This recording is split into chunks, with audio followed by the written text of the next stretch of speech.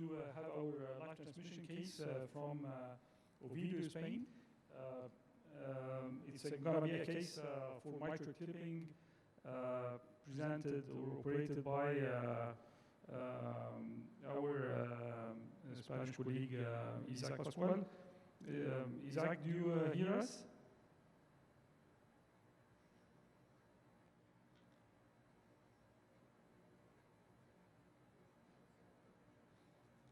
I think they're still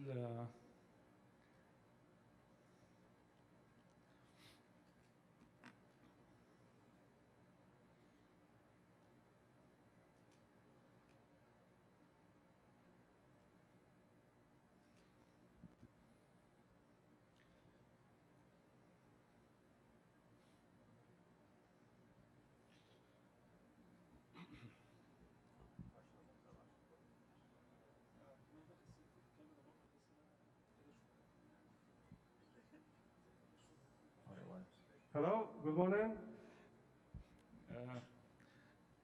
Good morning, Isaac. Do you hear us well? Hello, good morning. Could you hear us properly? So we hear you very well. Okay. So we are looking forward to have a very interesting mitral clip case. I'm Ahmed Al-Sayed, chairing this session with Professor Dr. Nabil Farag and Professor Dr. Waid Awadi. And we are ready for you to present the case and present your team and start with the procedure.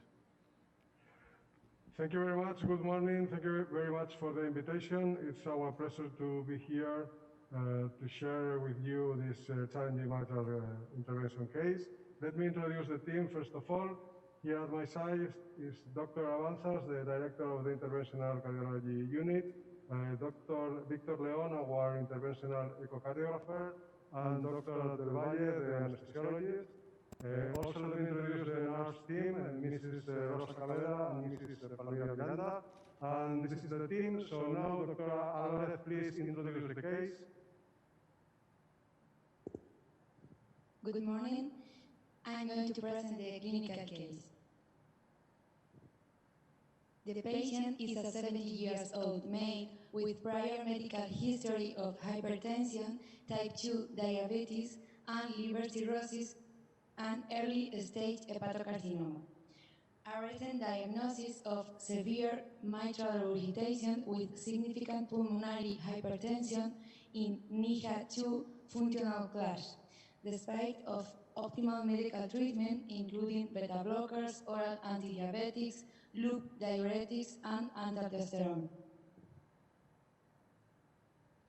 The transthoracic echo shows a dilated left ventricle with preserved systolic function. The mitral valve shows long, redundant, and thickened leaflets.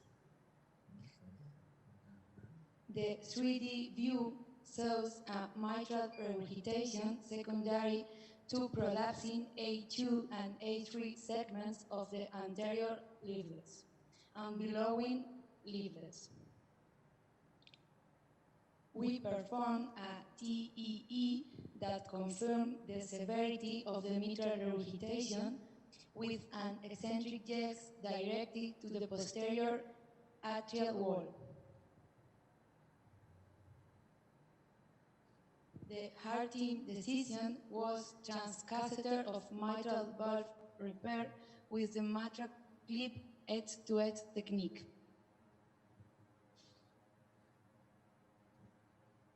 Okay, thank you very much, Dr. Alvarez.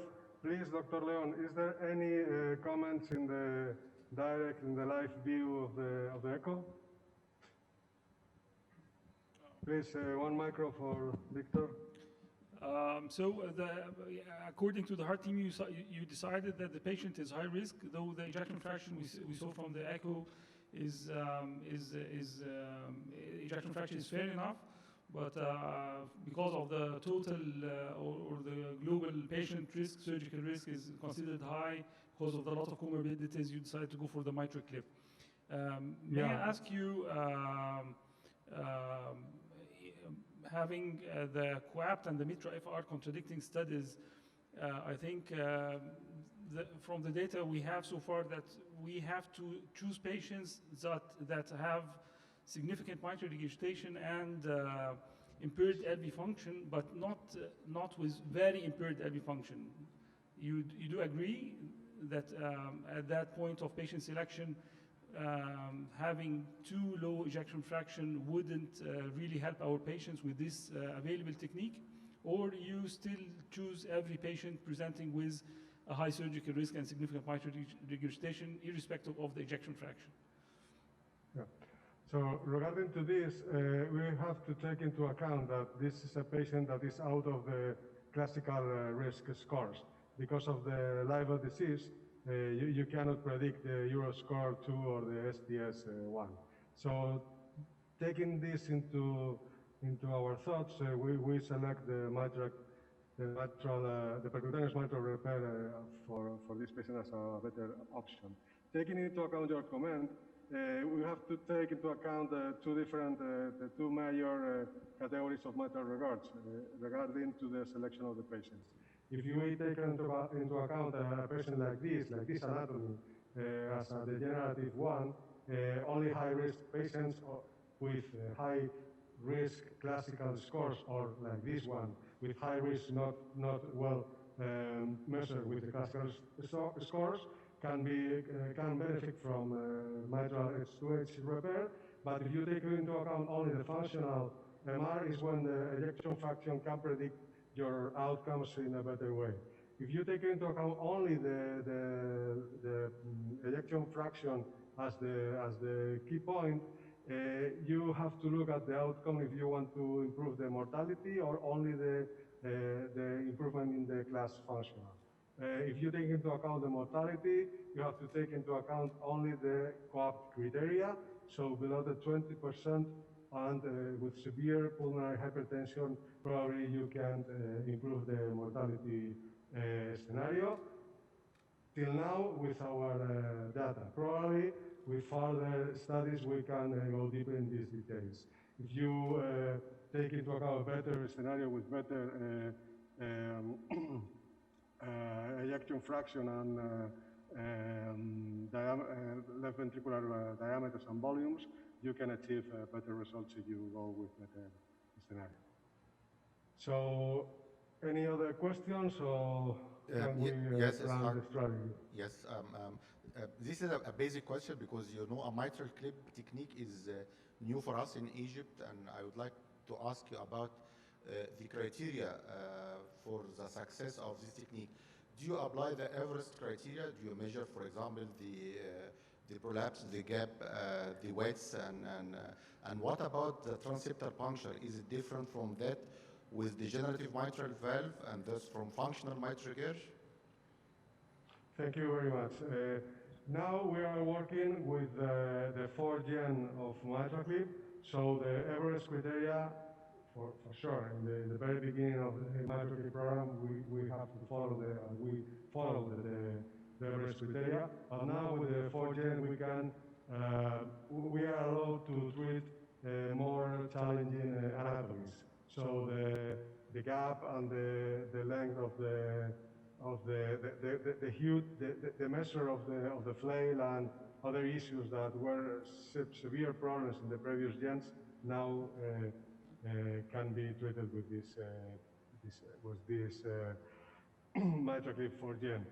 Regarding the second question, for this technique, the key point is the transeptal puncture. If you don't perform a proper transeptal puncture, you are going to have problems for sure, because you need enough space to navigate into the left atrium, and you need space in order to go with your delivery system into the position that you need and the place in the coaptation line that you need to go.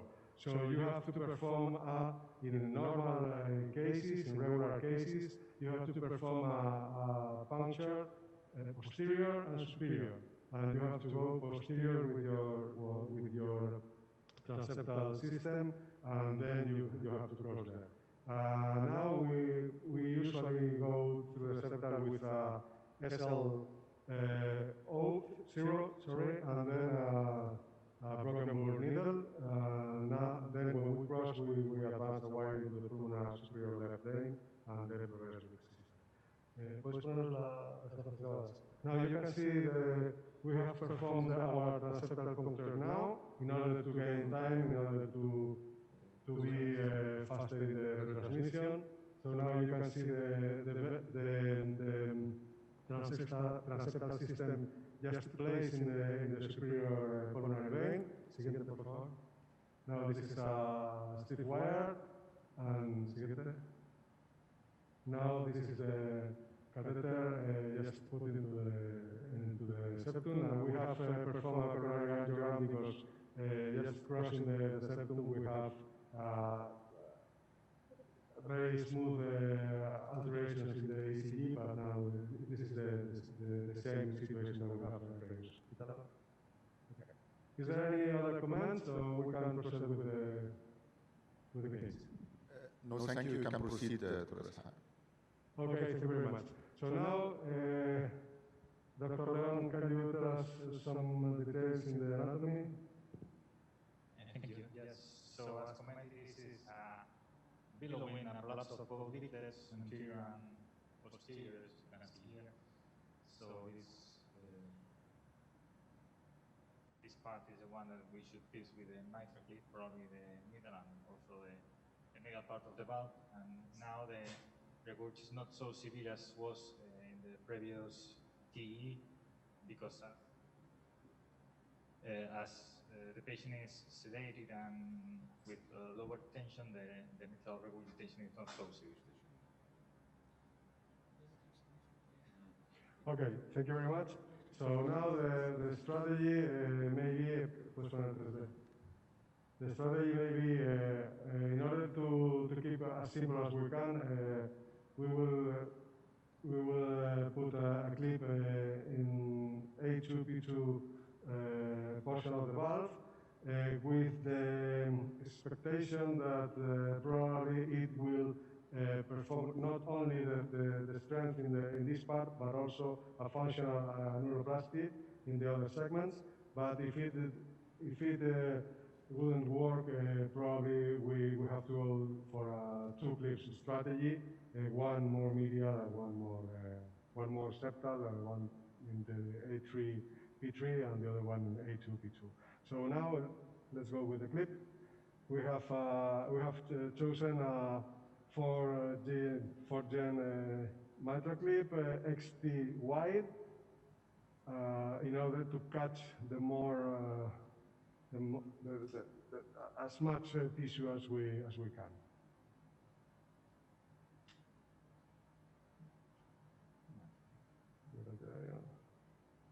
So now we are introducing the clip. At this point, we have to be absolutely sure about the position of the guiding catheter. Now we are progressing. I'm going to pull gently the guiding catheter, advancing the clip. This position, we are very happy if we can go to the pulmonary vein, avoiding to contact the left atrial wall if it is possible. ¿A dónde estoy yendo, Víctor? ¿Arojona, tal vez? We have to, okay.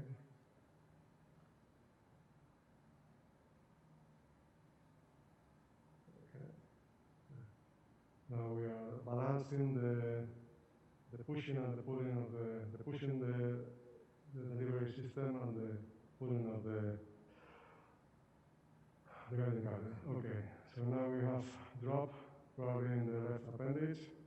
So we have to remove, pull, go posterior in order to gain high.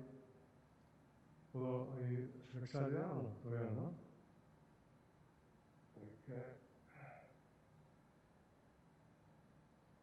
Un poquito más. Now you can see the Coumadin ligament, and we have up in relation with this ligament. Now I'm going to give medial to the guiding. It is taking. Professor Avanzas is removing the system in order to gain space. Okay. Okay, we need more medial. Now you can see here in the echo, they explain that beautiful images that Dr. Leon is giving us. In the left hand, you can see the intercommissural view, and in the other one, something like a LVOT view. You can see the left appendage in the right part of the left image, and the septum in the opposite one. Now we are advancing sorry? Okay. Now we have to maintain the straddling in the scopia, the two radiopaque marks in between the tip of the guiding catheter. And now at this point, I think we can open the clip. Okay. So first of all, we unlock the line, open the clip under X-ray control. Okay, you can see here both arms of the clip, and now we have to remove the tension of the system, taking care of not crossing the valvular plane. Okay, so now you can see in the X-ray the grippers, and also in the echo. Okay. So, Isaac, can I ask you one question? Is it one size of the clip, or is this a different sizes selected according to echocardiographic data? Yeah, you have with the 4Gen, you have 4 different size.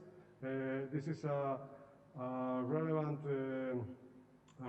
aspect because with the new gen of MitraClip, you can tailor the repair of the patients depending on the anatomy. So we have chosen the bigger one and the wider because the widest one because we want the more to be very aggressive in catching the segments and the tissues. So now we have to rotate the clip.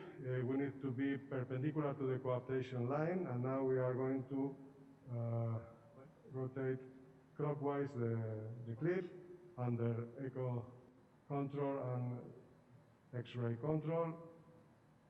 When you perform this maneuver, you have to compensate with the guiding, giving more anterior or posterior, depending on the movement of the clip. Now at this point, if you see at the 3D echo, if I pull the guiding, the clip is going lateral, and if I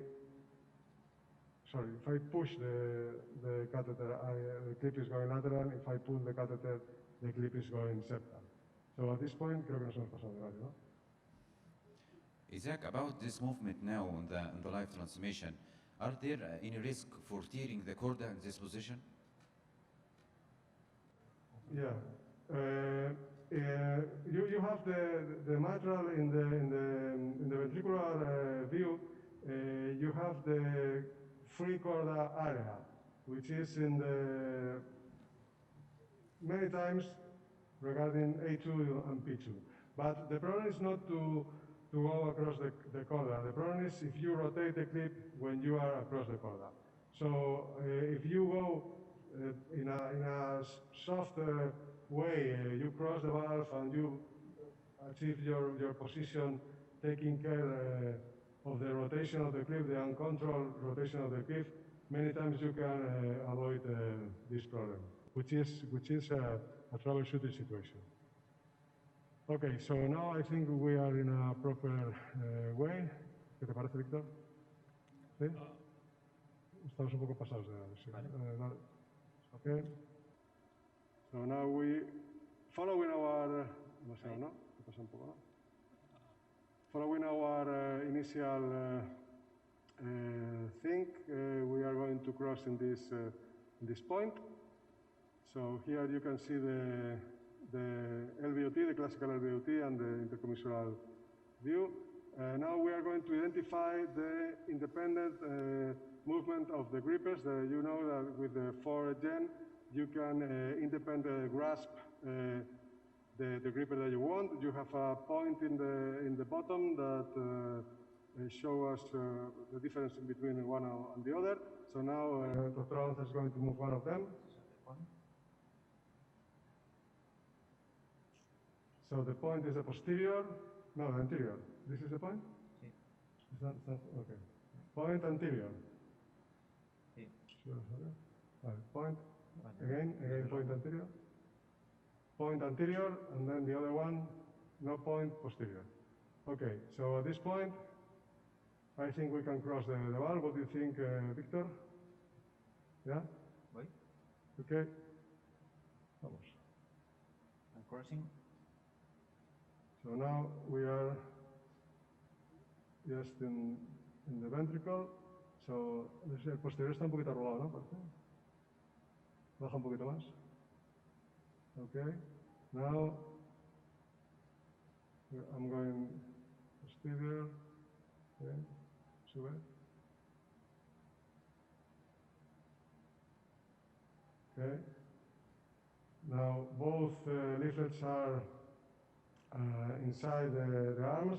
Now we have to check the perpendicularity. Please, Victor. In order to check if the clip has taken some, okay? So we have to go just a little counterclockwise, okay? And then, well, okay, now we are seeing the clip. Okay. Okay. Okay. Let's see, vamos a planos largos. Okay, baja un poquito más. ¿Cómo lo veis?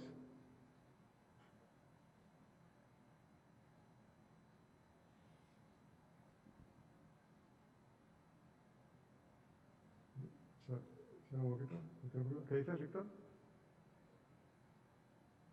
¿Sí? A ver. Baja un poquito más.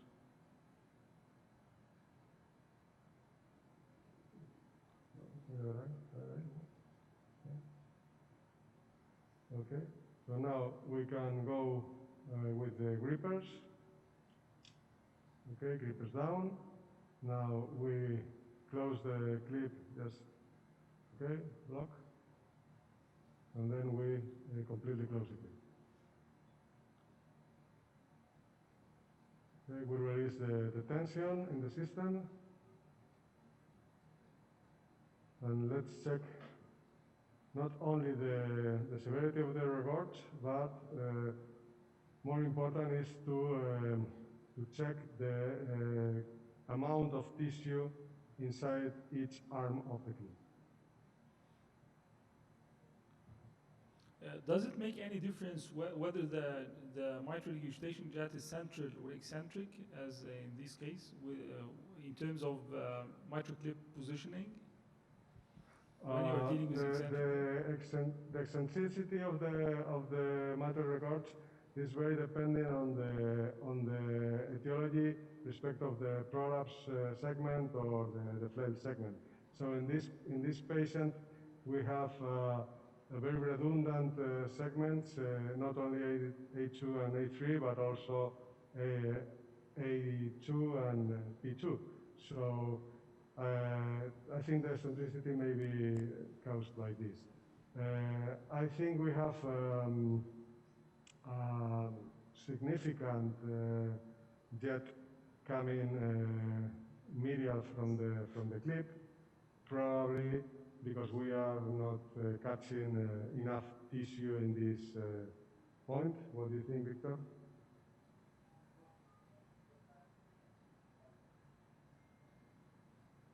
Orthogonal, maybe. Okay. Yeah. So we can open the clip and let's say, yes, it looks like being quite counterclockwise. Okay. So let's open the clip. Okay. It's very important, I think, for our audience to take into account the relevance of being always perpendicular to the coaptation line. Okay. Okay. So let's check the perpendicularity.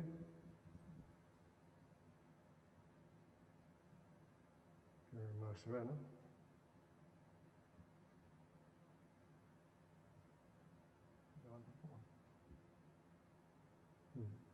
Sí.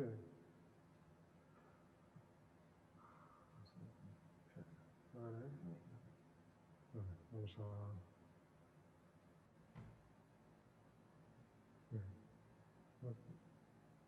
Now it's clockwise. ¿No? Ahora está un poquito pasado de rápido, ¿no? Okay. So we are going to go more medial. Pulling the guiding. Ahora dar un poquito más de antirradio. So we have to go more counterclockwise. Okay. Now we are in the sí, un poquito más. Free corda area. Now let's see what happens grasping here. Do you agree? Okay. Voy a dar un poquito positivo, ¿vale?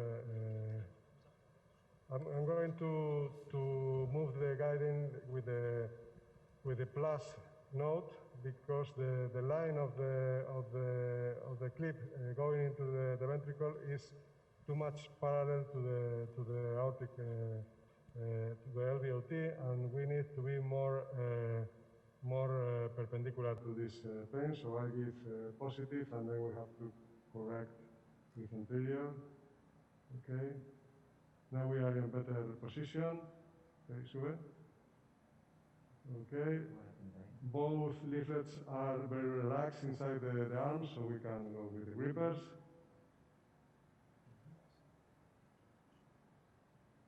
We are doing simultaneous grasping because we don't need at this moment to do independent grasping. Okay, block. Okay, it looks very nice. This position Now, seems okay. much better than the first position is. Yeah, I think it's more perpendicular, more relaxed, and I think it's really working. Okay, so let's see what happens with the remanent jets. You can see there in the LVOT view that both leaflets are inside the clip and are absolutely fixed. So this is a very good signal. Yes, it's a very nice position. I have a question for you. Yeah. When do you expect, which patient do you expect to use more than one clip? Okay. It depends very much on the anatomy. If you have a huge prolapse, a huge flail, many times you need two clips, not only for the reduction of the MR, but also for the stabilization of both clips. Many times you put one clip that really works, but you need another one to stabilize the previous one. Imagine a huge prolapse that is coming into the atrium with a systolic motion, and then you put a clip. The risk of detachment is very high if the prolapse is very mobile. So many times you need two clips. It's different when you are treating functional MR. When you are treating functional MR, the less is the better. So you need to balance the forces that you give with the clip. You have to balance this with the tension that usually have the leaflets because of the tethering of the anatomy. So many times you have to be very conservative in this kind of anatomies, because if you are very aggressive, you can tear the basis of the leaflets. Isaac, any tips to guard against development of mitral stenosis or significant mitral pressure gradient over the mitral after deployment of the clip? What is the accepted pressure gradient after deployment? Yeah, for sure. Regarding to this, the edge-to-edge treatment is a balance among the residual MR and the stenosis that you create. So many times you have to balance this decision. The more predictable anatomies are when you have dilated annulus and you have big valves, but many times because of the restriction of the leaflets, you can have unpredictable stenosis, and you have to deal with this. The number to take into account is 4 millimeters. Above 4 millimeters of mercury, you have to be very cautious. 4 is a good number, but more than 4 could be a problem. When you are evaluating the residual gradient, you have to take into account also the residual MR, because the hyperflux that you can have across the new orifices can play a role in this way. Okay, so Victor, what do you think about the initial result of our second grasp?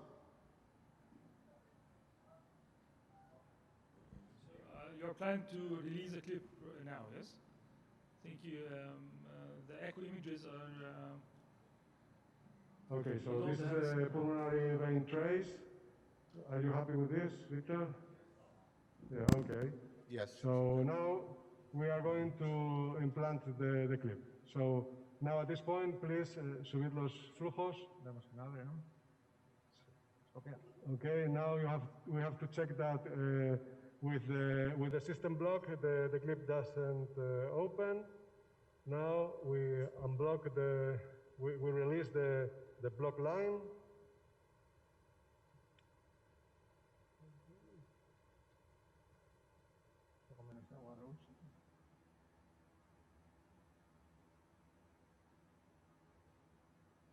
Okay.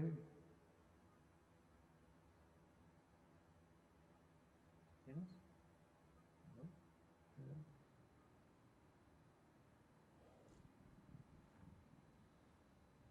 Okay, perfect. Now the block line is out, so we have to check that the clip doesn't open again, and we keep into the neutral position. And now we are going to implant the clip.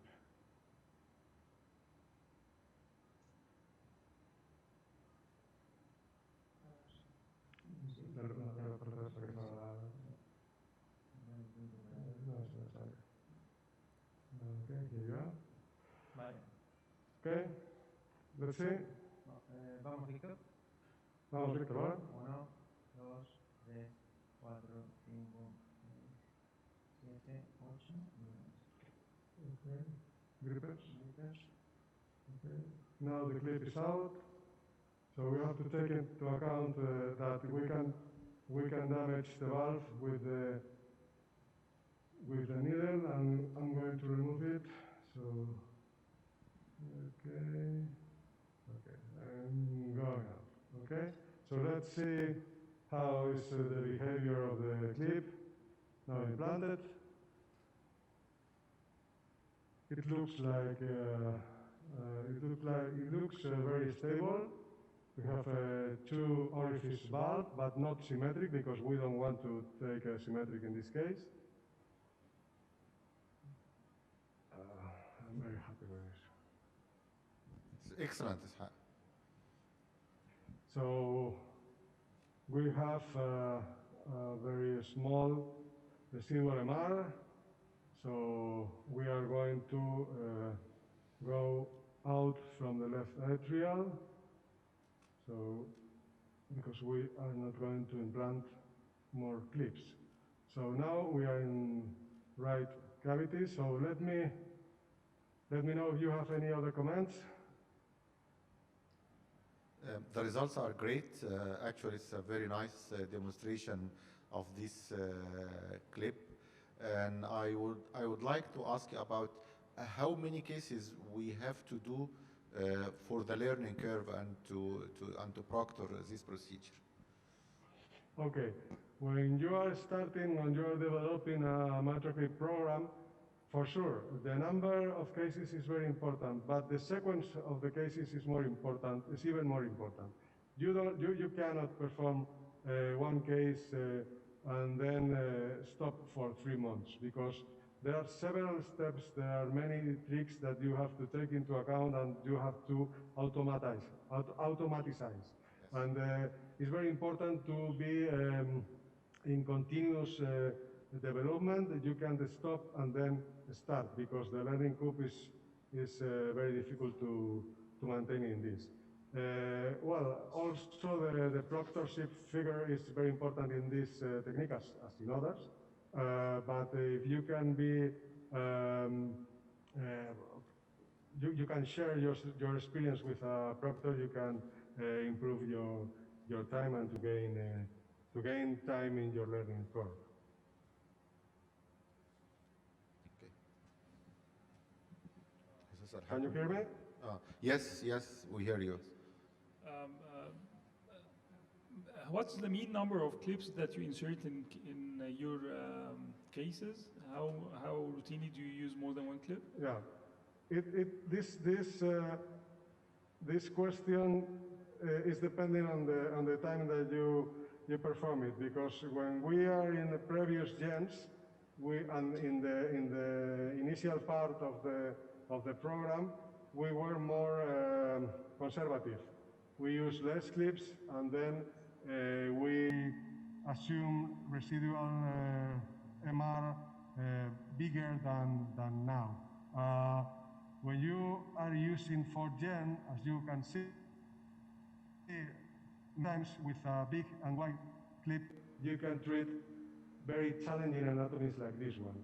I want you to take into account that this case is a very, very difficult case, because the problem with Barlow disease is the elasticity of the tissue and the leaflets, and when you give strength in these leaflets, it's very, very unpredictable what's going to happen in the other part of the valve. This is a main advantage of the 4gen, especially in the wide forms of the clips, because the tension that you are giving is very relaxed in all the surface of the clip. So you are not giving tension in only one point, and you can release the clip with more relaxed situation than in previous gens. For sure, if we have to treat this anatomy with previous gens, probably we will need at least two clips. I would like to ask you about the cases of functional mitral regurg. Is the procedure different from that with degenerative mitral regurg, the case you presented, and what limit of ejection fraction below which you refuse to do this case? Okay, I think the number is 20. If you have less than 20% of ejection fraction, you can treat for sure the patient, but you have to take into account the outcome. The outcome is not proven to be mortality in these cases, but for sure the patient, we have several papers regarding to this, that the functional improvement is independent of the ejection fraction, not the mortality. So if you have a functional MR with a severe impairment of the left ventricular function, you have to take into account you are going to improve the symptoms, but not the survival of the patient. Any question from, yes, we have a question from the audience, Dr. John. Exactly, excellent case. I would like to ask you about the guiding catheter that you use. What French size do you use for the device? Is it different? How much? 24. 24? 24. 24 French. 24 French. Do you do regular hemodynamics between left atrial and right atrial pressure post-procedure? Yeah. We have done hemodynamic evaluation before the 4gen. We usually put a second catheter, multi-purpose catheter in the upper left pulmonary vein. But with the 4gen, you have the possibility to continue checking the pressure across the guiding catheter. Many times, like in this case, we didn't use it because the compliance of the atrium is very high, and we have left atrial pressures of about 12 of medium. So the pressure is not going to help us. But the pressure pressure is very useful when you have high pressure and you are in doubts about putting a second clip because of a jet that you can evaluate with a very with an exquisite evaluation, and you have doubts about putting a second clip, you can be guided by the left atrial pressure. And It's you don't a face very the problem. good parameter to take into account. You don't face the problem of difficulties in crossing the interatrial septum after the septal puncture, or you do septal dilatation like we do in balloon mitral valvuloplasty? Well, we have performed more than 150 cases, and we only have to predilate the septum in one case.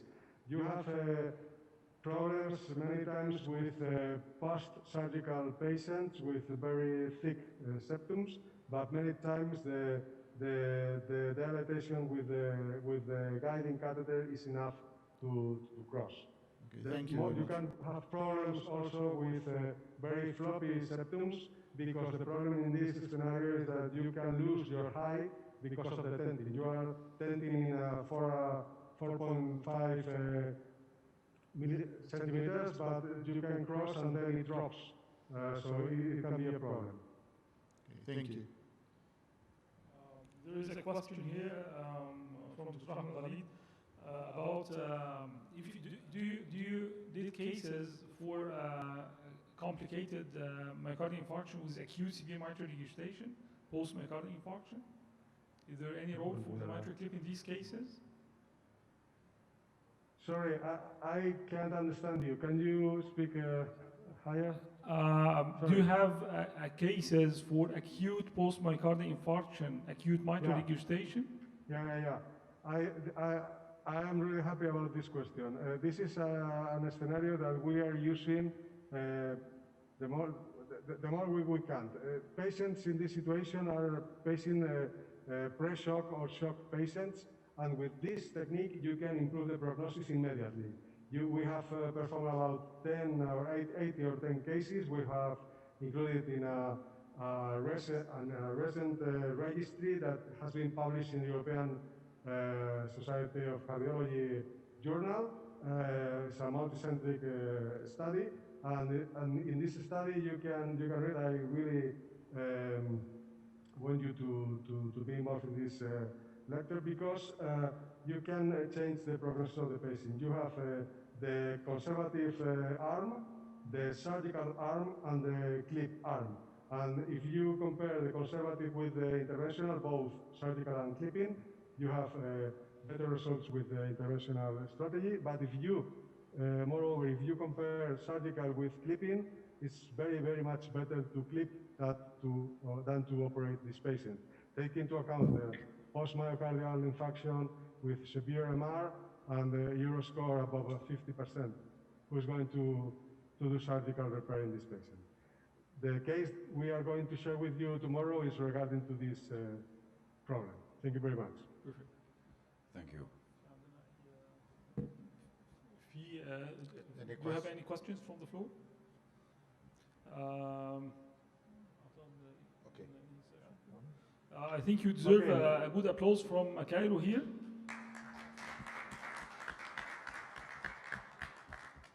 Congratulations for the very nice illustration, and we'll have you again, I think, later on today. Okay, so thank you very much, and we are going to stop here the transmission, and thank you very much. We hope it will be useful for you. Thank you very much. Thank you. Cortamos.